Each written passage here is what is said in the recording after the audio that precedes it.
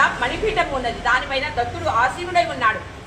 కంఠము నుండి కంఠమున మణిహారాలు, మొలలో బంగారు మెలతాడు, వామాంకురము అనగా దేవి, వెనుక కామధేనువు, 4 కుక్కలు, సనక సనందాది సాధు పురుషులు, నవనిధులు పరివేష్టించి ఉండగా పరాశక్తి, నాగేశ్వరి, కామప్రద, శ్రీ భువనేశ్వరి, భూతజాలములు, అష్టసిద్ధులు, ఐశ్వర్యములు, దేవతలు, దానవులు కరములతో నమస్కరిస్తున్నారు. శ్రీ దత్తుడు పద్మాసంలో 4 చేతులందు శంఖము, చక్రము, గద, పద్మాలు, డమరుకము, త్రిశూలము, కమండలము, జపమాలను ధరించి ఉన్నాడు.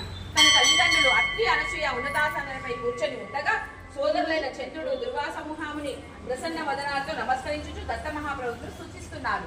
ఆ సమయంలో చల్లని గాలి వీస్తుండగా, గంధర్వులు గానం చేస్తుండగా, రంభ, ఊర్వశి, తిలోత్తమాది అప్సరసలు నాట్యం చేస్తుండగా ప్రకృతి పులకించి మనోహరంగా ఉన్నది.